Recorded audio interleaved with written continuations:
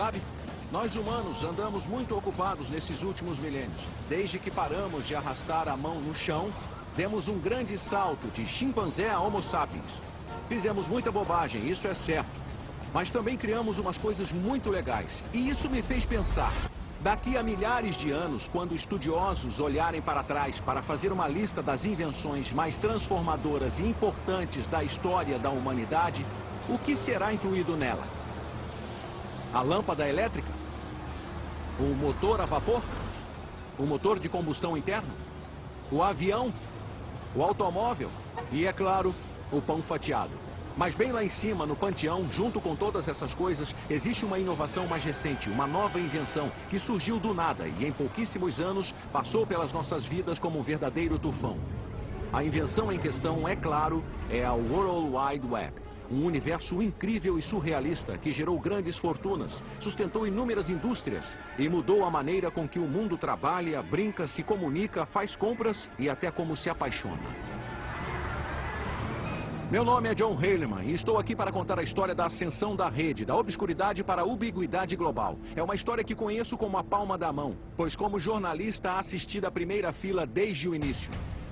Durante mais de uma década estive bem aqui no Vale do Silício, testemunhando de perto os momentos que deram forma à era da internet. Essa era começou com uma luta de poder feia para decidir quem controlaria o futuro da rede emergente. Jim Clark começa a socar a mesa e dizer: precisamos abrir o capital da empresa e temos que abrir agora mesmo. Naquele pregão, eu faturei 663 milhões. Uma luta que terminaria numa batalha épica dentro de um tribunal. Eu não faço ideia do que está falando. E que para sempre seria lembrada como a Guerra do Navegador. Éramos como um animal espantado com a Microsoft à nossa frente, dizendo: o que a gente faz, o que a gente faz? Nós chamamos todo mundo para ajudar. Isso não é um treino. Vão esmagar a gente, vão esmagar a gente. Nós temos que destruir essa empresa. A internet. Guerra dos navegadores.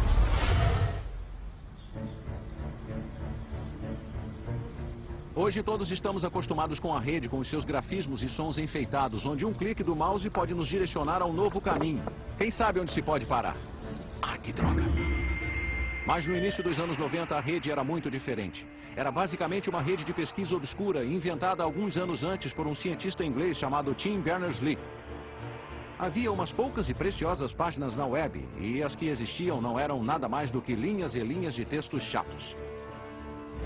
Era preciso ser um geek para ficar empolgado com aquilo.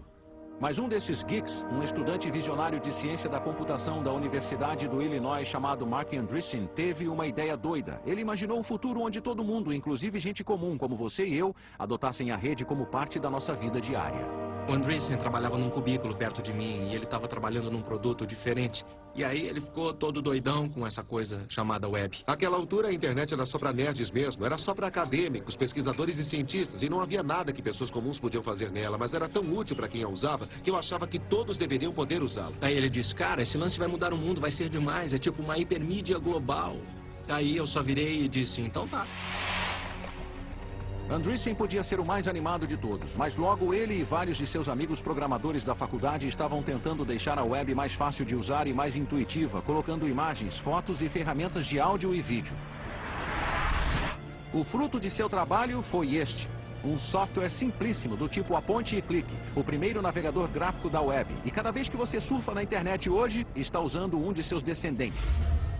No outono de 1993, os geeks de Illinois postaram o Mosaic Online e o transformaram em uma dádiva para a humanidade, gratuita para baixar, e que dádiva acabou se revelando.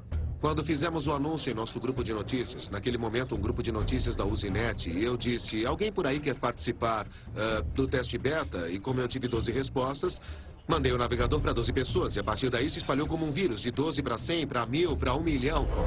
Esse foi o momento em que a internet passou da obscuridade para a ubiquidade, de um brinquedo para geeks e uma ferramenta para cientistas para uma mídia de massas de boa fé. Um bando de garotos na casa dos 20 anos que se alimentavam de programas e hambúrgueres tinham iniciado uma revolução. Mas antes que o Mosaic tivesse a chance de se globalizar e, em paralelo, Bill Gates e a Microsoft precisava de mais um ingrediente, um monte de grana bem alto.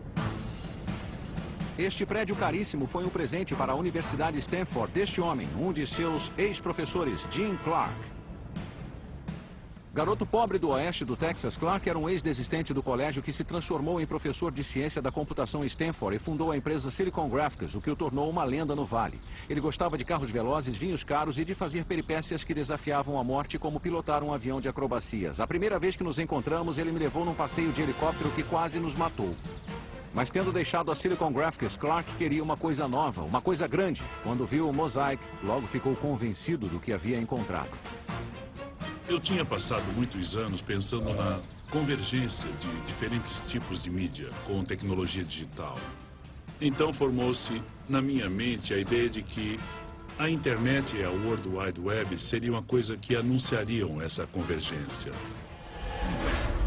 Sem perder tempo, Clark contatou Mark Andreessen, que tinha se formado no colegial e, com estilo, deixou Illinois com um emprego no Vale do Silício. Fevereiro de 94. Estou no trabalho e recebo um e-mail de Jim Clark dizendo: estou pensando em fundar uma nova empresa de software. Vamos marcar uma reunião e conversar? Então eu disse: bem, isso é interessante. Então infringi a minha regra de não acordar antes do meio-dia e tomei café da manhã com ele às 7 da manhã. Nos meses que se seguiram, Mark e Clark se tornaram inseparáveis, enquanto tramavam como transformar o Mosaic na base de uma empresa comercial. Mas isso, obviamente, não era uma coisa que eles podiam fazer por conta própria. Eles precisavam de uma equipe e logo embarcavam num avião rumo a Illinois, numa viagem de recrutamento que seria a centelha da era da internet. Pegamos um avião e chegamos no final da noite e encontramos todo mundo numa pizzaria. Aí nos sentamos, tomamos cerveja, comemos pizza e falamos genericamente sobre as nossas ideias. Acho que estávamos todos um pouco intimidados, para dizer a verdade, porque ele era um figurão do Vale do Silício, ele era relativamente famoso, tinha fundado uma empresa de informática bem grande. Todo mundo sabia que ele tem muita grana, que estava vindo para cá, mas ele nos ouviu. Na época eu não tinha um conceito de como ganharíamos dinheiro, mas é como muitas outras coisas. Se existem tantas pessoas usando uma coisa e ela tinha expandido para 1 milhão de usuários em um período de 9 meses, devia haver um jeito de faturar com ela. Mas esses caras não tinham ideia nenhuma.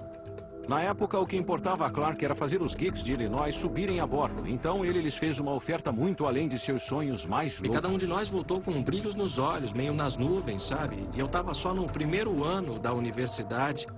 E de repente recebi uma oferta de emprego em tempo integral antes mesmo de me formar, e com toda aquela grana foi tipo, nossa, que demais, por que eu ia recusar, né? Olhando para trás, pode parecer óbvio que o navegador da web mudaria o mundo. Mas embora Jim Clark possa ter sacado esse insight, a maioria das pessoas não sacou, inclusive uma que se esperaria que tivesse sacado imediatamente: Bill Gates.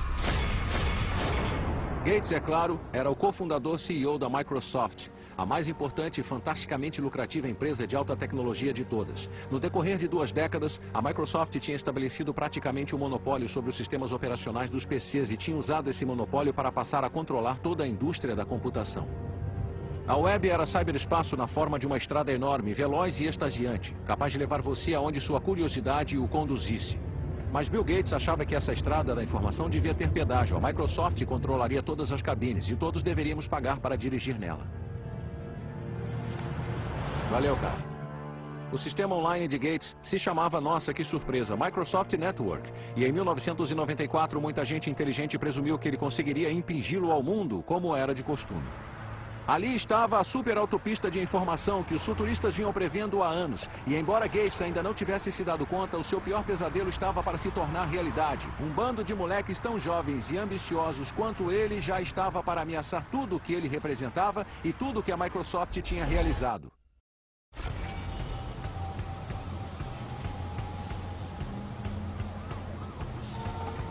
Brilhante, usuário de óculos e obcecado por computadores desde a infância, a jornada de Bill Gates para se tornar a figura mais importante da tecnologia começou em 1975, quando aos 19 anos ele largou a Harvard para fundar a Microsoft com o seu colega de ginásio Paul Allen.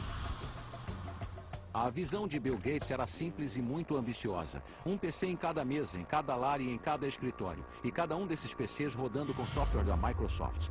Em 1993, seu sonho chegou perto de se tornar realidade. Cerca de 90% dos PCs do mundo rodavam com Windows da Microsoft.